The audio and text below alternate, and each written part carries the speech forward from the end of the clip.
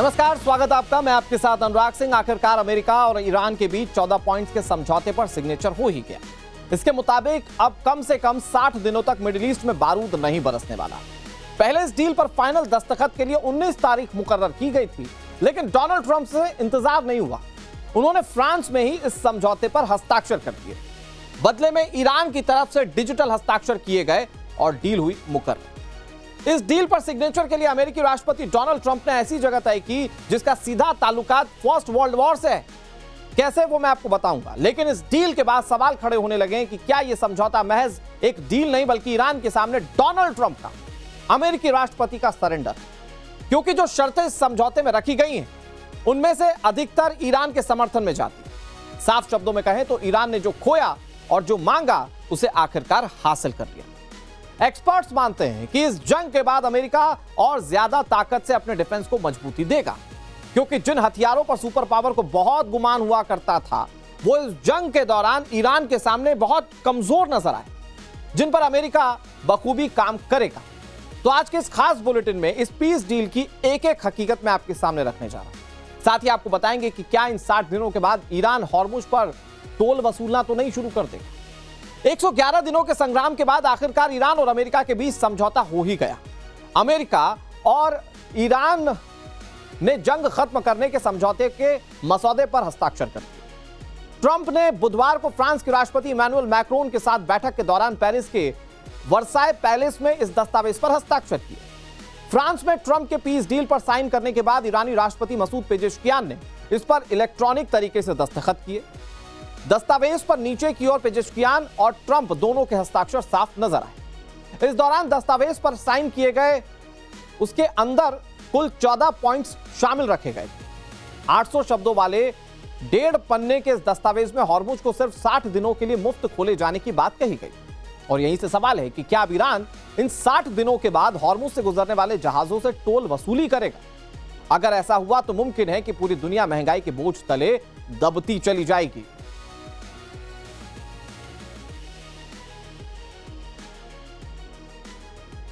लेकिन एक बात तो कही जा सकती है कि चलिए फाइनली 14 पॉइंट्स की इस डील ने पूरी दुनिया की सरदर्दी को खत्म जरूर कर दिया। अब आपको बता देते हैं कि ये 14 पॉइंट्स क्या थे जिस पर दोनों देशों ने हस्ताक्षर किए।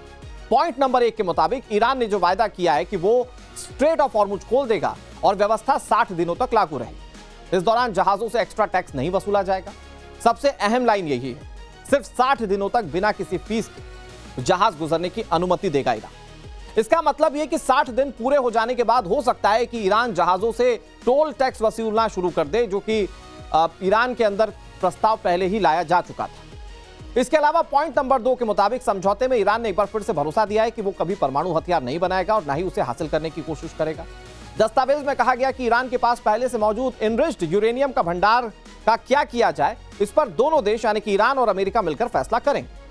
पॉइंट नंबर 3, अमेरिका ने अपने क्षेत्रीय सहयोगियों के साथ मिलकर ईरान के पुनर्निर्माण और विकास के लिए कम से कम 300 अरब यानी कि 28 लाख करोड़ रुपए की योजना तैयार करने का वायदा किया। पॉइंट नंबर 4 के मुताबिक अमेरिका ईरानी तेल के निर्यात पर राहत देना शुरू कर देगा।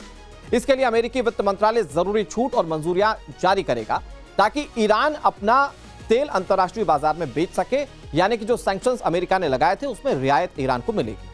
पॉइंट नंबर 5 ये कि अमेरिका ने ईरान पर लगे सभी प्रतिबंधों को एक एक करके खत्म करने का वायदा किया है। माना जा रहा है कि प्रतिबंधों में छूट की वजह से सबसे ज्यादा फायदा ईरान को होगा, जो अमेरिका ईरान के समझौते के बदले ईरान को ऑफर कर रहा है अमेरिका। इसके अलावा समझौते के तहत अमेरिका ने वायदा किया है कि वो ईरान की फ्रीज संपत्तियों को भी छोड़ देगा। हालांकि पैसे कब तक और कैसे जारी होंगे ये दोनों देश आगे बातचीत में तय करें। पॉइंट नंबर 7 के मुताबिक ईरानी बंदरगाहों पर अमेरिकी नौसैनिक नाकेबंदी 30 दिन के भीतर पूरी तरह से खत्म करेंगे। ऐसा दावा है कि नाकेबंदी हटने से ईरान फिर से अपने बंदरगाहों से तेल और दूसरे सामान खरीद या बेच सकता है। पॉइंट नंबर 8, अमेरिका और ईरान एक दूसरे की आजादी, सीमाओं को और संप्रभुताओं को रक्षा करेंगे, उसका सम्मान करेंगे और घरेलू मामलों में दखल नहीं देंगे। पॉइंट नंबर 9 के मुताबिक अमेरिका ईरान और उनके सहयोगी देशों के बीच सभी मोर्चों पर सैन्य कार्रवाई तुरंत और स्थायी रूप से बंद कर देगा।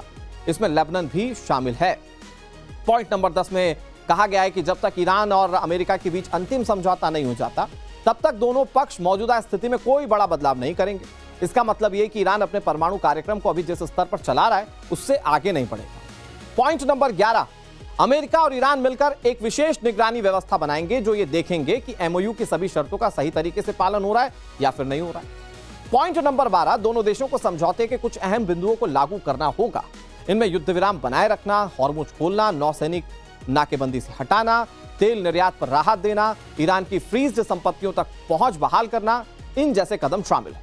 और पॉइंट नंबर 13 यह है कि अमेरिका और ईरान ने अधिकतम 60 दिनों के लिए समझौता लागू करने का टारगेट रखा है। हालांकि दोनों देश सहमति से इसे आगे भी बढ़ा सकते हैं, इसकी गुंजाइश है।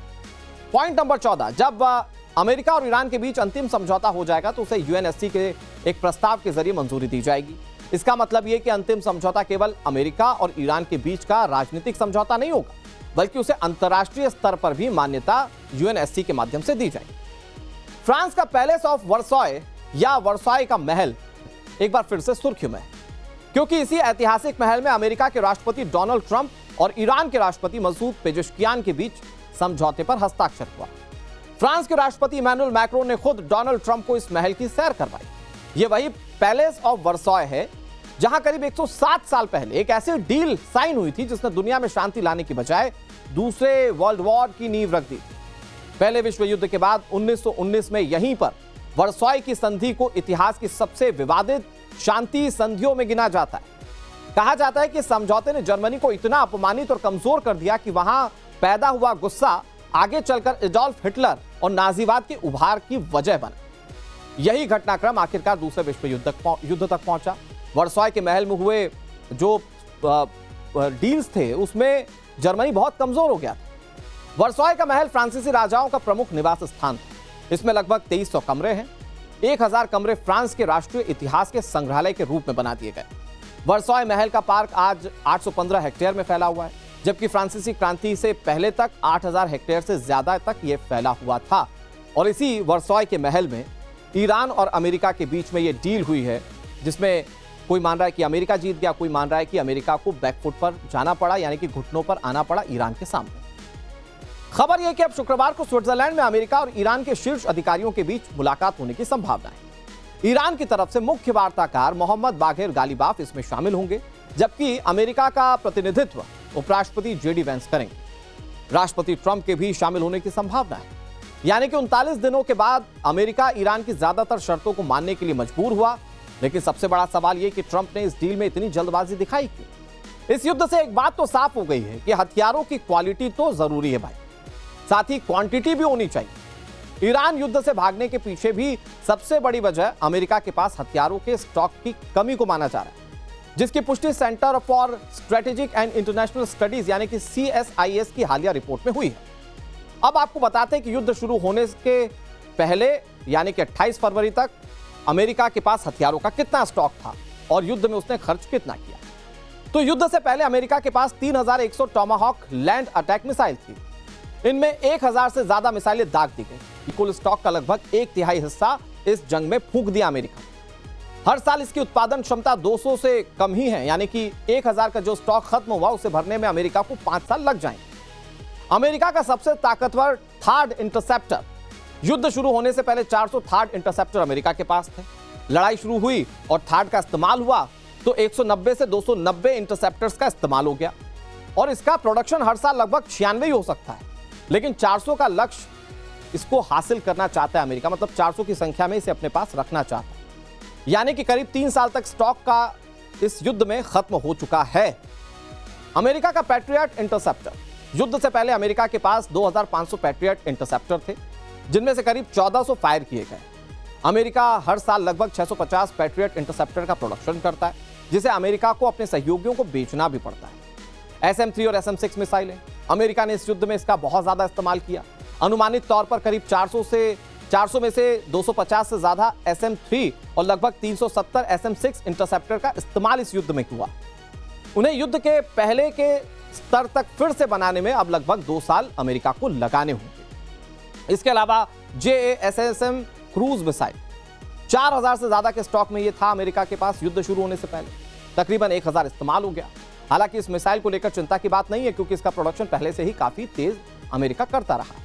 प्रिसीजन स्ट्राइक मिसाइल, यह एक नया सिस्टम है जिसकी संख्या युद्ध से पहले 100 से कम थी 40 से 70 इस युद्ध में इस्तेमाल हो चुकी हैं और अमेरिका इसके प्रोडक्शन को बढ़ाने पर जोर दे रहा है। तो आप अंदाजा लगा सकते हैं कि अगर युद्ध जारी रहता तो अमेरिका जितना नुकसान झेल चुका था, अभी उसे आने वाले वक्त में और कितना नुकसान उठाना पड़ सकता है। दूसरी तरफ ईरान था, वो कह रहा था कि हमारे पास स्टॉक इतना है कि हम कई सालों तक इस जंग में बने रह सकते हैं, और शायद यही वजह है कि अमेरिकी राष्ट्रपति डोनाल्ड ट्रंप घूम रहे थे डील करवाने के लिए और आखिरकार फ्रांस में वो डील हो गई। आगे आपको दिखाएंगे क्या बिहार पुलिस ने सरेंडर करने के बाद एक युवक का एनकाउंटर कर दिया, लेकिन उससे पहले देखिए आज की super 6 story.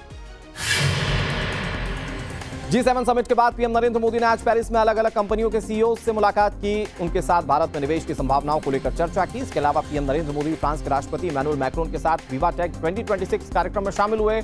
PM Narendra Modi इसके बाद पेरिस में ही भारतीय समुदाय के लोगों से बातचीत करेंगे। बता दें कि आज ही पीएम मोदी भारत के लिए भी रवाना होंगे। शिवसेना उद्धव गुट में टूट की खबर अब पूरी तरह से पुख्ता हो चुकी है। दिल्ली में यूबीटी संसदीय दल की बैठक में आज सिर्फ 3 लोकसभा सांसद शामिल हुए, जबकि 6 सांसद गैर मौजूद रहे।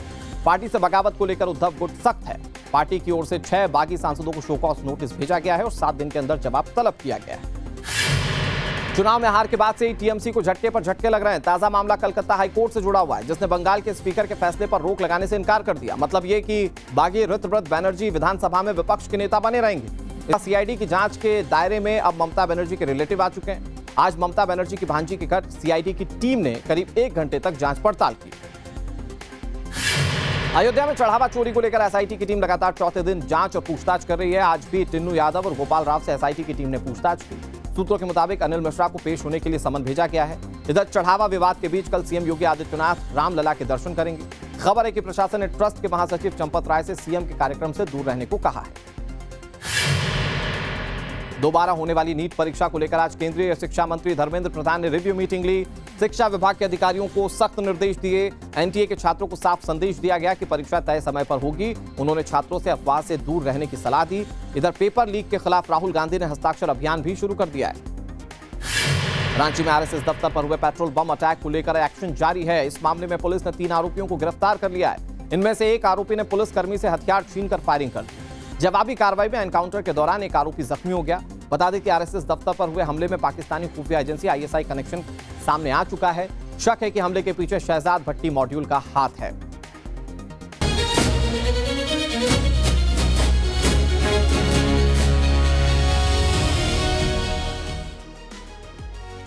और अब वक्त नवभारत सुपर 6 में अगली स्पेशल स्टोरी का। बिहार के भोजपुर में भरत भूषण तिवारी एनकाउंटर को लेकर बवाल मचा हुआ है। सरेंडर के बावजूद पुलिस एनकाउंटर में भरत भूषण की मौत के बाद लोग सड़कों पर उतरे। शव को हाईवे पर रखकर चक्का जाम लगा दिया। दरअसल इस एनकाउंटर के बाद कई सवाल खड़े हो रहे हैं। खास तौर पर पुलिस ने इस एनकाउंटर में जिस तरह से एक्शन लिया वो सवालों के घेरे में। बताया जा रहा है कि एक तरफ पुलिस को बंधक बनाए जाने और पुलिस कर्मियों को धमकाने के मामले में पुलिस की तरफ से भरत तिवारी को मानसिक रूप से दिव्यांग करार दिया गया। उसका इलाज कोइलवर के मानसिक आरोग्यशाला में कराए जाने की बात कही गई। फिर सवाल यह कि आखिर किसी मानसिक रूप से दिव्यांग शख्स पर इस तरह की कार्रवाई हुई क्यों? भरत के परिवार वालों ने पुलिस वालों पर कई गंभीर आरोप लगाए। भरत तिवारी के सरेंडर करने के बावजूद उसे मार दिया गया, यह परिवार वालों का आरोप है और परिवार इसके संदर्भ में एक वीडियो भी दिखाता है। इस वीडियो में देखा जा सकता है कि किस तरह भरत ने अपनी पिस्टल पुलिस कर्मियों को दे दी थी। बावजूद इसके उसे गोलियां मार के मौत के घाट उतार दिया गया। टाइम्स नाम नवभारत की टीम ने भरत भूषण तिवारी के पिता से बातचीत की, जिसमें उन्होंने बताया कि उनकी तरफ से पहले ही पुलिस को जानकारी दी जा चुकी थी कि भरत की मानसिक स्थिति ठीक नहीं है। इसके बावजूद पुलिसकर्मियों ने उसे गोली मार दी। पिता है यहाँ पर भरत तिवारी के, हम उनसे बात करते हैं। आप पिता हैं, क्या नाम हुआ आपका? काशीनाथ तिवारी। क्या आप लोगों की क्या मांग है और क्या लगता है ये जो इनकाउंटर हुआ इसको आप लोग गलत बता रहे हैं कि फर्जी किया गया है? हाँ, ये लोग 1-2 बार हमारे यहाँ आया लो दरवाजे पर, इस तरह की बात है। हम लोग हाँ सर, माइंडली इसका ठीक नहीं है। ये इसका अभी देख रहे हैं कि इसका तबीयत ठीक नहीं लग रहा है। ये कुछ भी कर सकता है, कुछ भी माने हो सकता है, इसलिए हमको सुरक्षा की व्यवस्था करिए। ठीक है, हो जाएगा। इसके बाद में एक पिटीशन लिखे, हम गए कल थाना पर, हम गए तो दिए पिटीशन में जो भी देना था। ये लोग जैसे जैसे कहा ऐसे ऐसे लिख के दीजिए, ऐसे ऐसा करिए हमको। तो माने हम तो अपने नर्वस हैं, जैसे जैसे कहा लो ऐसे ऐसे हमने लिख के दे दिया। परिवार का आरोप है कि एनकाउंटर के बाद पुलिस जीप में भरत भूषण को गोली मार दी गई। भरत भूषण के भाई का कहना है कि पहले गोली भरत के पैर में मारी गई थी, लेकिन जब पुलिस ने उन्हें हिरासत में लिया तो पुलिस की गाड़ी में भी उन्हें गोली मारी गई। परिवार ने जहर देकर मारने का भी आरोप लगाया। पुलिस आश्वासन दिया कि मतलब सरेंडर करो, कोर्ट में हाजिर रखो, तो इन्होंने उसके बाद आप वीडियो में देख ही रह रहे हैं, ये हथियार फेंक दिया गया है। उसके बाद हथियार फेंकने के बाद ये लोग इनकाउंटर कर दिए हैं। हाँ, उधर गड्ढे में ले जाके। हाँ, गोली मारने के बाद इनको पिस्टल वो राइफल का पीछे वाला होता है ना, उनसे मारा गया है पीठ पे। और हम वहाँ गए हैं पीएमसीएच में, तो इनके मुंह से गाज निकल रहा था। जहर भी दिया गया है इनको, ठीक है। और वहाँ रिपोर्ट बदल दिया गया है पीएमसीएच में। जब सरेंडर हो गया उसके बाद क्या हुआ था ये? इतना बड़ा घटना स्थल पे 4 ही गोली था। अच्छा। उसके बाद पेट में कौन हुए?